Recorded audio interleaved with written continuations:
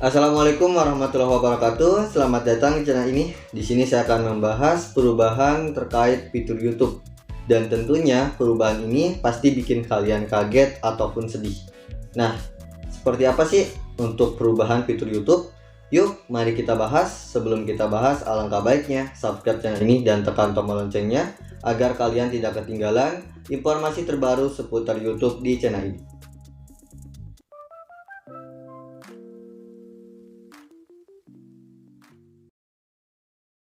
Oke, kita langsung aja mulai. Di sini aku akan langsung jelaskan terkait perubahannya.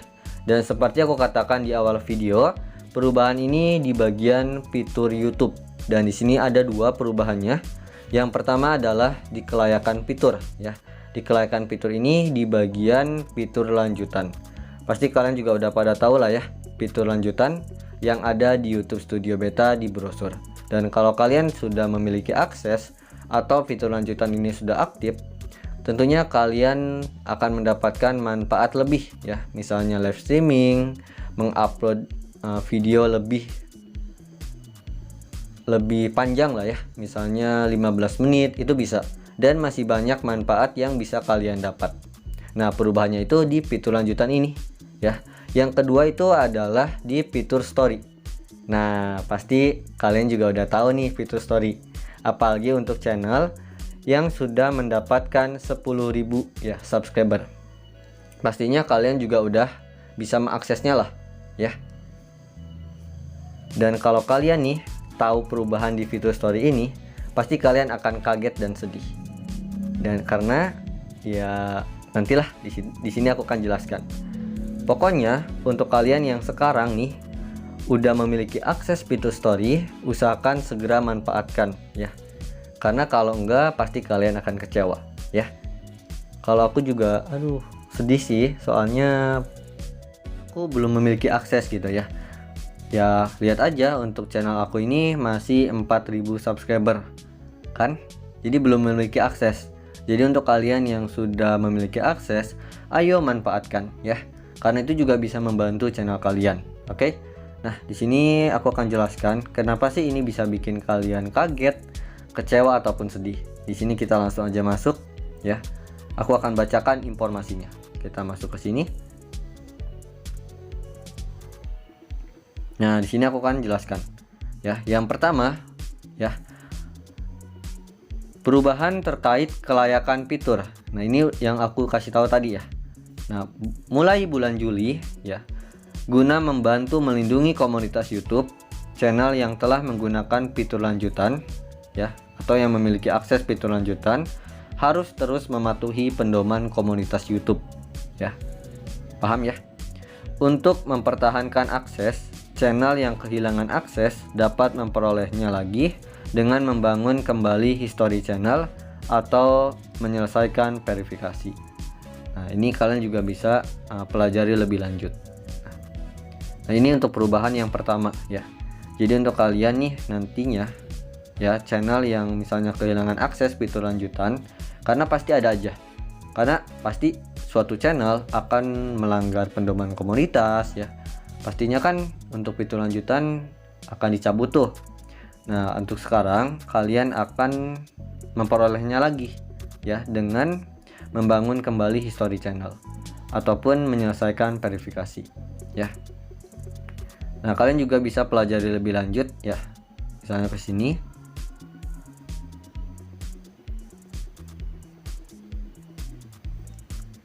Nah, di sini ada dijelaskan langsung nih. Tuh, untuk membuka akses ke fitur menengah dan lanjutan. Nah, tuh di sini jelas ya. Nanti aku sertakan deh ya untuk linknya. Di situ kalian bisa pelajari ya.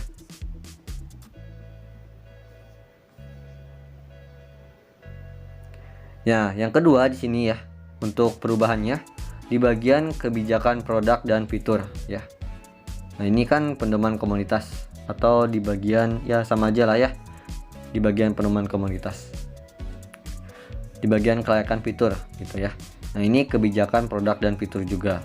Nah, ini ada info terbaru tentang fitur story ya, stories ya. Nah, mulai 26 Juni ya 2023, YouTube tidak akan lagi mendukung story. Opsi untuk membuat story tidak akan tersedia lagi bagi kreator. Nah, kenapa aku katakan tadi pasti kalian kecewa dan sedih? Karena ya ini, fitur story akan tidak tersedia lagi atau dihilangkan. Nah, kan sayang banget ya. Apalagi untuk channel yang sudah memiliki akses tapi tidak dimanfaatkan. Betul nggak? Nah, karena kalau menurut aku lihat ya, karena menurut aku yang aku lihat gitu, itu fitur story ini juga kayak promosi juga gitu ya. Bener nggak sih? Jadi gimana ya? Kayak fitur tab komunitas aja.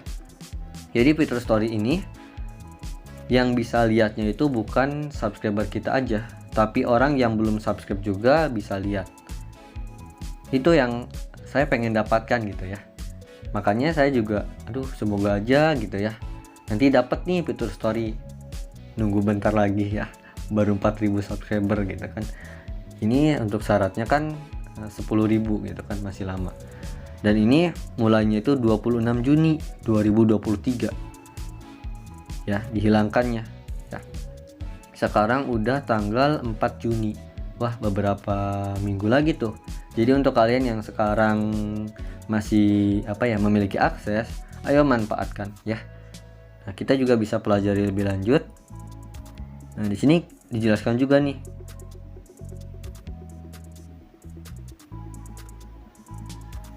Di sini aku mau translate dulu ya supaya kalian juga jelas, oke?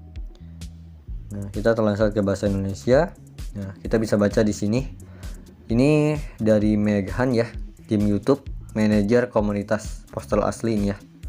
Nah, YouTube Stories akan ditiadakan pada 26 ya, bulan 6 2023.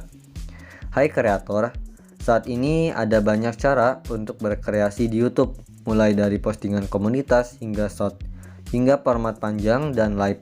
Untuk memprioritaskan fitur-fitur utama ini, stories akan dihentikan ya. Nah, tentunya di sini juga dijelaskan kenapa stories ini dihentikan. Ya, biar kalian gak salah paham nih. Ya, opsi untuk membuat YouTube story baru tidak akan tersedia lagi. Cerita yang sudah ditayangkan pada tanggal tersebut akan kedaluarsa 7 hari setelah pertama kali dibagikan ya. Meskipun stories akan dihentikan, kami melihat bahwa postingan komunitas dan YouTube Short adalah alternatif bagus yang dapat menghadirkan koneksi dan percakapan audiens yang berharga. Ya, postingan komunitas YouTube adalah pilihan tepat jika Anda ingin berbagi pembaruan ringan, memulai percakapan atau mempromosikan konten YouTube kepada penonton. Ya, di antara kreator yang menggunakan postingan dan stories, postingan rata-rata mendorong lebih banyak komentar dan suka dibandingkan dengan stories. Tapi memang benar sih ya. Dan kalau tab komunitas kan biasanya itu lama ya, atau maksudnya tidak bisa hilang ya. Walaupun sekarang adalah untuk fitur atau updatean baru di tab komunitas yang membuat postingan berlaku 24 jam. Tapi kebanyakan yang bikin tab komunitas itu ya yang biasa gitu ya, yang bisa ditonton kapan aja gitu, atau bisa dilihat kapan aja ya.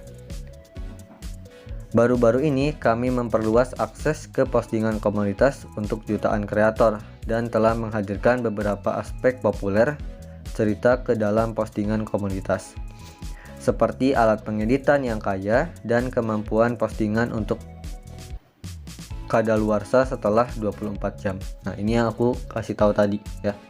Postingan yang berlaku 24 jam. Nah, dan itu juga pernah aku jelaskan. Kalian bisa cek di channel aku. Pembuat konten dapat memperkuat hubungan dengan pemirsanya melalui fitur keterlibatan baru termasuk jejak pendapat, kuis, serta filter dan stiker ya. Temukan petunjuk langkah demi langkah untuk membuat postingan komunitas. Nah, kalian bisa juga pelajari di pusat bantuan atau di bantuan YouTube. YouTube Short adalah cara terbaik jika Anda ingin membuat konten video pendek atau menjangkau penonton baru Di antara kreator yang menggunakan short dan stories, rata-rata short mendorong lebih banyak pelanggan daripada story. Ya, emang bener juga sih ya. Apalagi sekarang short ini makin ramai lah ya. Apalagi yang nonton, terutama yang bikinnya. Ya. Itu kalau dapat subscriber itu cepet dari video short tuh. Cepet banget. Dan itu juga ya terbukti juga di channel aku ini ya. Memulai itu mudah. Anda dapat mencoba alat video seluler ringan kami langsung di kamera short, seperti menambahkan teks dan filter, atau mencoba mencampurkan ulang konten favorit Anda di YouTube. Kami terus menghadirkan fitur yang lebih menarik ke pengalaman short. Yang terakhir, meluncurkan kemampuan untuk membalas komentar dengan short. Ya, temukan petunjuk langkah demi langkah untuk membuat short ya atau YouTube Short pertama Anda di pusat bantuan kami ya. Anda juga dapat menemukan tips kreator short di channel kreator YouTube dengan fitur baru untuk postingan short dan komunitas yang akan diumumkan sepanjang tahun. Kami berkomitmen untuk berinvestasi dalam alat baru dan inovatif untuk membantu Anda meningkatkan jumlah penonton di YouTube. Kami menantikan karya Anda dengan semua format ini: postingan komunitas, video short, live streaming, dan konten berdurasi panjang. Ya, itulah terkait perubahannya ya.